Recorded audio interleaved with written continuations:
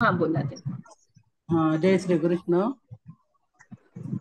18वा अध्याय म्हणजे संपूर्ण ज्ञानेश्वरीचा कळस सांगितलाय, नाही का?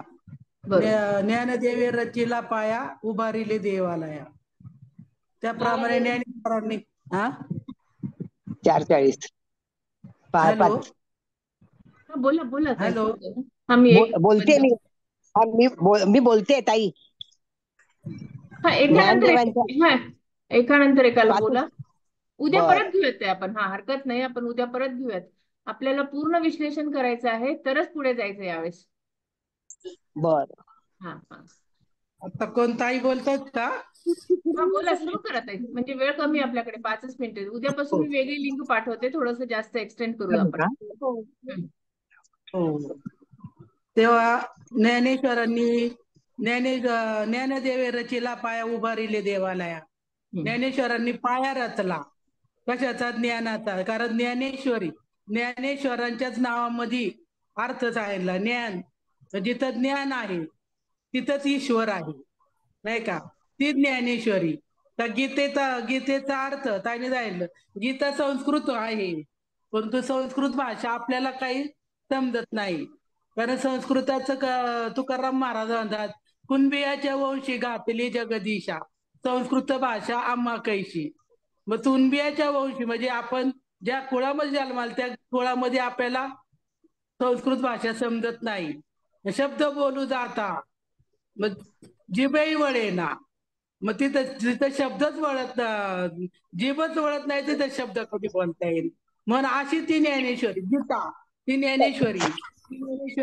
ज्ञानेश्वर माऊलींनी आपल्यासाठी प्राकृत भाषेत केलेली आहे.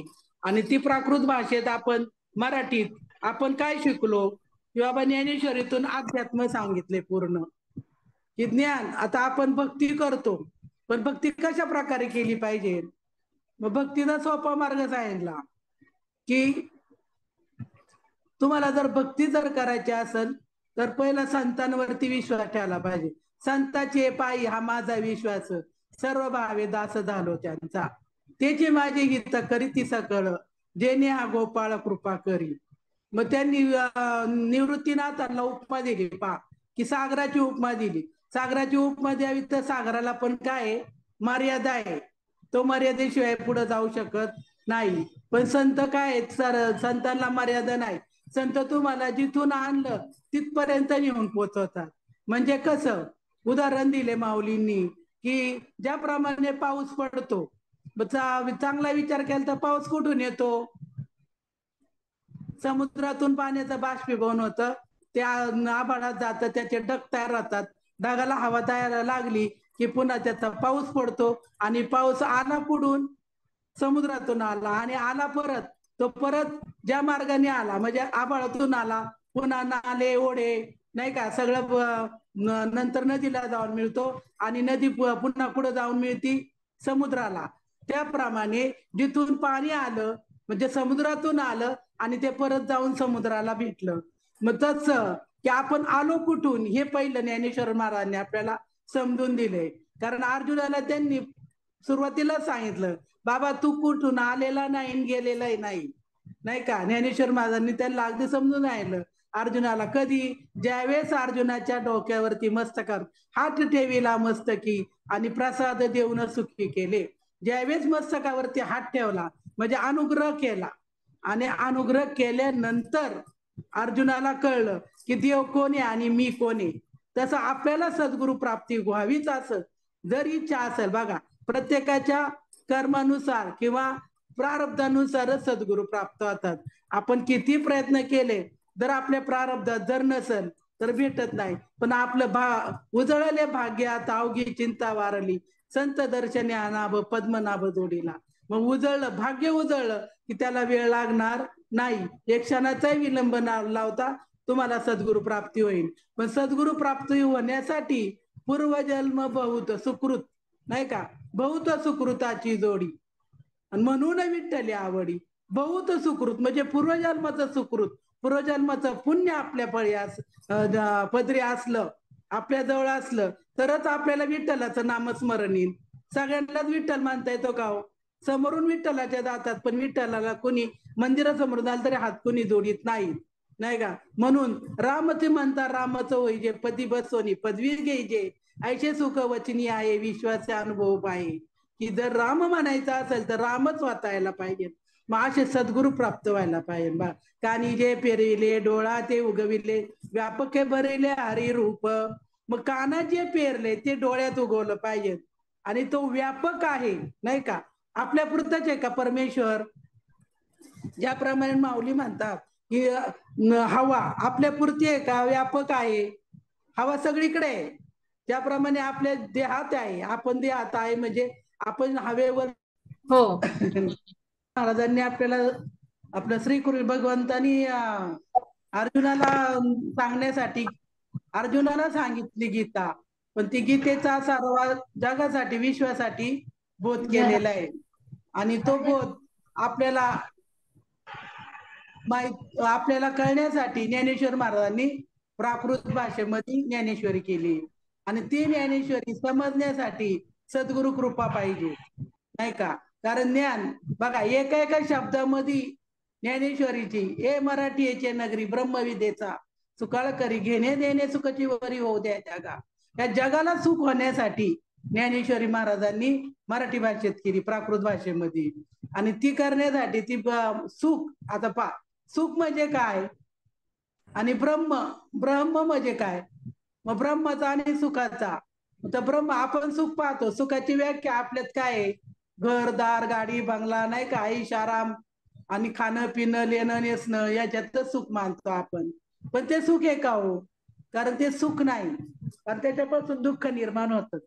ते कसं काय? आता थोडक्यात सांगायचं म्हटलं तर आपण घर बांधलो आणि घराचा जर एखादा तुकडा, नाही का, काही नैसर्गिक आपत्तीमुळे कोसळला तर त्याच्यापासून सुख होईल का? दुःख होईल, दुःख तयार होतं.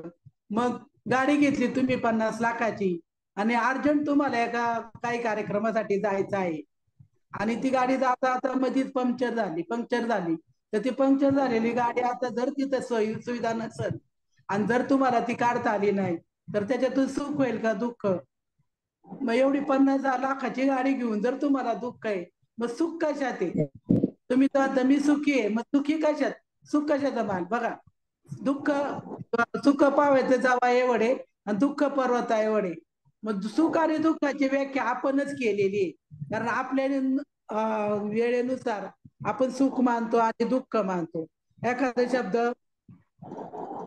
आपण एखाद्याने बोलला तर खूप दुःख झालं म्हणतो, मला त्याने बोललं म्हणून, नाही का? खूप वाईट वाटलं, माझ्या मनाला लागलं. बापकर माझे सद्गुरू म्हणायचे, का रे तू आतमध्ये जाऊन बघून आलास का तुझ्या मनाला किती लागलंय ते? तुझ्या मनाला लागलं म्हणजे काय लागलं? मग आता आपण पाहतो 10 इंद्रिय सांगितले शरीराचे. मग ज्ञानेश्वर माऊली म्हणतात 10 इंद्रिय आणि 11वं मन. मग 10 इंद्रिय दिसतात पण 11वं मन दिसतं का? नाही. त्याप्रमाणे ज्ञानेश्वर माऊलींनी 18 अध्याय केले आणि 18 अध्यायाचा 18वा अध्याय हा कळस सांगितला. बाकीचे 17 सांगितले का कळस? त्याप्रमाणे शरीराचे आपले 10 इंद्रिय सांगितले, परंतु 11वं मन सांगितलं. म्हणजे 11 मना संपूर्ण शरीराचा कंट्रोल कोण करतं? मन करतो. आणि त्या मनाचा कंट्रोल करणारा एक आहे, तो म्हणजे आत्माराम. आणि तो आत्माराम कसा आहे? ज्ञानेश्वर माऊलींच्या एका अभंगात गेले, तू जर सगुण म्हणो की निर्गुण रे, सगुण निर्गुण ऐकू गोविंदू रे. मग तू सगुण आहे का निर्गुण आहे? त्याच्या दोन्ही मधला तू निर्गुण आहे हे सगुण आहे. निर्गुण पावा गेल तर दिसत नाही आणि सगुण पावा गेल तर दिसतो पण बोलत नाही. मग सगुण तुम्ही कुणाला मानावं? सगुण मानावे तर संत तेची देव, देव तेची संत, ऐसे चारी वेद बोलतात. मग पुढे जायला वेद जाणू गेला पुढे मौनावला, ते गुह्य तुझला प्राप्त कैचे. ते गुह्य तुला प्राप्त करत झालं की देव आणि संत एकच आहे. मग संतांची प्रतिमा पाहिली तर आपल्याला माणसासारखे माणसे दिसत संत, नाही का? आपण म्हणतो हे संत आहेत पण कसे आहेत? त्यांची काय पोशाखावरून संत आहे का? ती संत पोशाखावरून ओळखता येतात का? मग संतांची ओळख कशी आहे? मग संतांची ओळख निवृत्तीनाथांनी खूप, आपलं ज्ञानेश्वर महाराजांनी खूप छान करून दिली. ओंकार स्वरूप नाही का, ओंकारा स्वरूपा. मग ओंकाराच्या स्वरूप तुझं रूप आहे. बरं, ओंकाराचं स्वरूप काय झाले? आकार तो ब्रह्मा, उकार तो विष्णू, मकार महेश्वर जाणेला. म्हणजे तिन्ही देवाचे आद्य स्थान तो ओंकार सांगितला. मग तो ओंकार असे तुझे स्वरूप आहे. पुढं लोह परिसाची नसाय उपाधी, सद्गुरु महिमा आगाधची. लोह परिसाची पण उपाधी त्यांना साधत नाही, कारण सद्गुरु महिमा मुखाने वर्णन करता येण्यासारखा नाही. म्हणून सांगितलं, वेद जाणू गेला पुढे मौनावाला, ते गुह्य तुझला प्राप्त तैसे पूर्ण सुकृताचा पूर्ण अभ्यासाचा दास सद्गुरूचा तोची जाणे. सद्गुरु महिमा जर जाणायचा असेल तर त्याला दासच व्हावा लागता, म्हणजे शरणच जावं लागतं. म्हणून मारुती रायांच्या अभंगात आहे बघा, शरण शरण हनुमंता तुझा तुम्हा आलो रामदूता, काय भक्तीच्या आता वाटा मज सांगाव्या सुबटा. मला तुम्हाला शरण आलोय मी, तुम्ही मला त्या भक्तीच्या वाटा काय आहेत, त्या भक्तीच्या वाटा अगदी सुलभ आणि सोप्या करून सांगा, नाही का. आणि ते फक्त कोण करू शकतं? सद्गुरूच करू शकतात. कारण आई वडील आपल्याला मागे गेले ते पाहू नका आणि पुढे जामीन आहे तुकाराम महाराजात, मागे जे गेले ते गेलं, पण पुढे काय आहे? आता आपले प्रारब्ध किती थोर मानायचं. इथून माग आपल्याला माहिती नव्हतं, परंतु आता ऑनलाईन आपल्याला ज्ञानेश्वरी वाचायला भेटती आणि एकमेकांचे विचार आपल्याला नाही का देता घेता येतात. किती सोपं सांगितलं. त्यावेळेस बघा साधू संत मुनी काय करायचे? ज्ञानदृष्टी म्हणजे ज्ञानदृष्टीने एकमेकाला जायचे बघा त्यांचे संदेश. आणि आता आपण फोनवरती जे संदेश करतो वायरलेस, ते त्यावेळेस त्यांचे फक्त ज्ञानाने चालू राहायचे. आणि आता आपल्याला काय, आपण फोनवरती लगेच किती लांब असू द्या, अमेरिकेत असू द्या, कुठं असू द्या, त्याच्याशी बोलू शकतो, त्याला पाहू शकतो, नाही का. मग ती अंतर्दृष्टी त्यावेळेस संत साधूजन संत महामुनींकडे होती. आणि तीच जशीच्या तशी ज्ञानेश्वर महाराजांनी आपल्याला अनुभवण्यासाठी थोडक्यात ज्ञानेश्वरीत लिहिलेली आहे. पहा, प्रत्येक ओवी आपण जर वाचलं तर त्याच्यातून प्रत्येक ओवीमध्ये अर्थ सांगितलाय आणि प्रत्येक शब्दाला तीन अर्थ असतात. मग प्रत्येक शब्दाचा अर्थ जर जाणला तर प्रत्येक मनात 3 अर्थ कसे काय बघा, एक वाच्यार्थ असतो, एक लक्षार्थ असतो आणि एक गुह्य अर्थ असतो. तर वाच्यार्थ म्हणजे बोलणे, आपण जे बोललो ते लक्ष जातं त्याच्याकडं. मग लक्ष जातं, समजा उदाहरण द्यायचं म्हणलं तर आपण एखादे पाहुणे आले आणि पाहुण्यांना म्हणलं, आपण जेवायला बसलेलं असेल तर आपण डायरेक्ट पाहुण्याला काय, अरे वा वा या बसा ताटावरती. आता ताटावरती बसा म्हणलं तर पाहुणा कुठं बसणार? ताटावर बसणार का ताटाच्या समोर ठेवलेल्या पाटावर बसणार? पाटावरती बसतो. जसं तो फक्त या ताटावर बसा म्हणतो, तसं त्या पाहुण्याला जसं कळतं की बाबा ताटावर बसा म्हणण्याचं पाटेसमोर मांडलेल्या पाटावर बसा. म्हणजे वाच्यार्थ झाला ताटावर बसा, लक्षार्थ झाला पाटावर बसा आणि गुह्यार्थ झाला जेवण करा. कारण पुढचं सांगावं लागत नाही, जेवायला सांगावं लागत नाही. तसं सद्गुरू प्राप्त झाल्यानंतर सद्गुरू प्राप्त होण्यासाठी देवाची भक्ती करावी लागते. बघा, आधी प्रारब्धाशी जोडे धन, प्रारब्धाशी जोडे मान. मान जर मिळवायचं तर प्रारब्ध पाहिजे, धन मिळवायचं प्रारब्ध पाहिजे. तुमच्या प्रारब्ध जर असेल तरच तुम्हाला प्राप्त होतं. आणि ते प्राप्त करण्यासाठी आपण काय केलं पाहिजे? काहीतरी करा. संत संघ धारा. मग काही करा, करू नका काही संत संघ धारा. पूर्वीचा दोरा उगवेल प्रारब्ध संत संघ करून. मग तुमचं प्रारब्ध जर उगवायचं असेल, तुम्हाला जर चांगलं काही करायचं असेल तर कुणाची संगत सांगितली करायला? संतांची संगत. म्हणून एक उदाहरण दिलंय की तुम्हाला संगत करायची असेल, जेवणाची संगत, जेवण जर चांगलं जेवायचं असेल तर पंथाच्या संगतीत बसावं. पंथ म्हणजे आमदार खासदार नाही का, मोठे लोक, त्यांच्या संगतीत बसलं की पाहिजे ते मिष्टान्न भेटतं खायला, नाही का, 56 भोग तुम्हाला खायला भेटते. आणि ज्ञान जर मिळवायचं असेल तर संतांची संगत केली पाहिजे. म्हणून संत संगतीचे काय थोरपण, संत संगती थोरपण सांगू गेलं तर संत संगतीने खूप खूप नाही का, काय मिळत नाही असं विचारूच नका. कारण फक्त संतांवरती विश्वास पाहिजे आणि त्या विश्वासाने परमेश्वर भेटल्याशिवाय राहत नाही. नाही का ताई, अजून कुणाला बोलायचंय का? वाचलत ना? कारण हो हा ठीक आहे. हम्म, तर त्यांनी सद्गुरूंच महिमा वर्णन केलेलं आहे ना, की तुझं मी हम्म. गुण काय वर्णू असं. बरोबर. आणि मग त्यांनी सांगितलं अर्धनारी नटेश्वर रूप हम्म. सांगितली त्यांनी नाही का परमेश्वराची. अगदी आता बरोबर. अर्धनारी नटेश्वर म्हणजे पुरुष आणि प्रकृती दोन्ही तूच आहेस. हम्म. क्षेत्र आणि क्षेत्रज्ञ तो पण तूच आहे. प्रत्येकाची उपमा दिलेली आहे. अगदी. आणि ज्याप्रमाणे पौर्णिमेला भरती येते नाही का, हम्म. ज्यावेळेस चंद्र पौर्णिमा असते आणि त्यावेळेस समुद्राला भरती येते, आपण पाहतो भरती बरोबर. आणि ओटी ज्याप्रमाणे बरोबर. येते त्याप्रमाणे तू आणि शिष्य आणि सद्गुरू ज्यावेळेस सद्गुरू आपल्या समोर उभे असतात पहा, हम्म. त्यावेळेस आपल्याला काय करून काय नको म्हणजे शब्द बोलू जाता जीवाही वळेनं सांगितलं तर ते शब्दच फुटत नाहीत. हम्म. ज्याप्रमाणे खूप वर्षांनी आपल्याला माऊली भेटावी किंवा आई भेटावी नाही का, बरोबर. त्यानंतर जसं आई भेटल्यानंतर जसं लहान बाळाची शब्दच फुटत नाही किंवा आईचा बाळाला बघून शब्द फुटत नाही, त्याप्रमाणे सद्गुरूंना बघून ज्ञानेश्वर माऊली म्हणतात की मला पुढं काय बोलू म्हणे, तुझं काय वर्णन गाव नाही का. कारण तुका म्हणे तुकाराम महाराजात की की तुम्हीच भगवंताची मूर्ती आहात आणि तुम्हीच सद्गुरू आहात. म्हणजे सद्गुरू ते देवतेची संत, संततेची देव. मग संत आणि देव वेगळे नाहीत.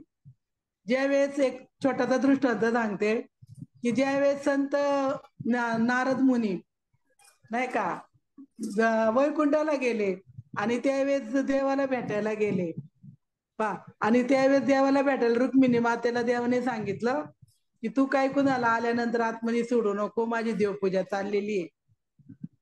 आणि त्यावेळेस नारदांना रुक्मिणी मातेने अडवलं, म्हणले नाही देवांची देवपूजा चालली. पा, देवपूजा करतात नवलच आहे की नाही, की म्हणे आम्ही देवाची पूजा करतो देव कुणाची पूजा करतो.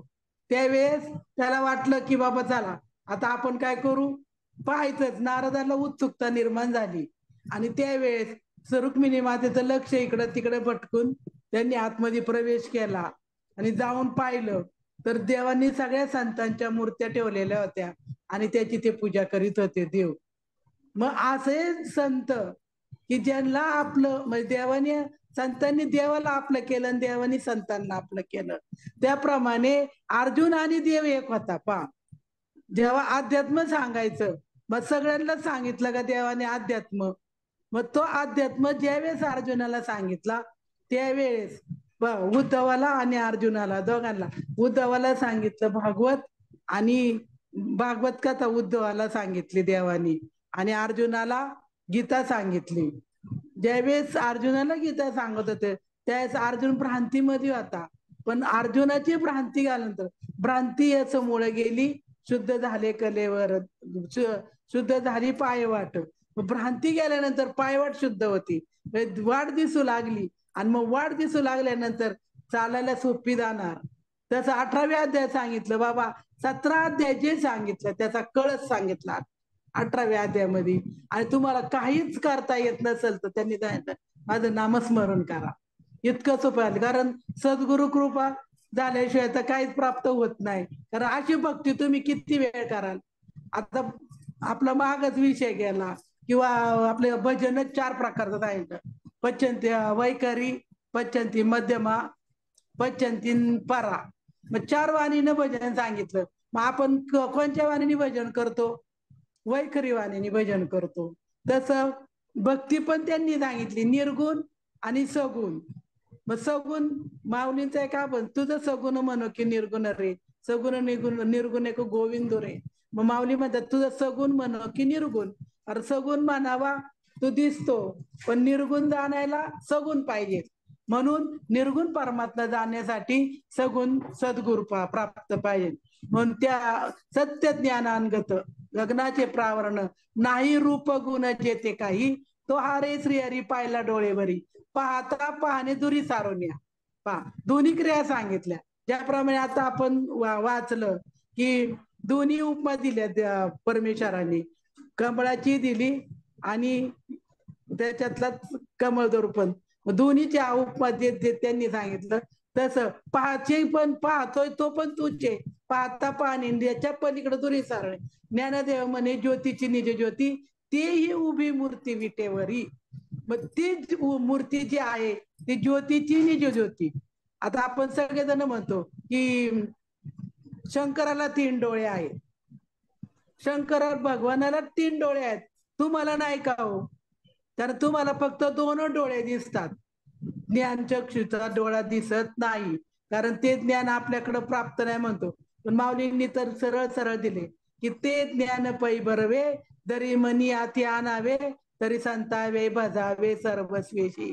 मग तो 3रा डोळा जर उघडायचा असला तर कुठे गेलं पाहिजे? संतांना शरण जायला पाहिजे, संतांना भजलं पाहिजे.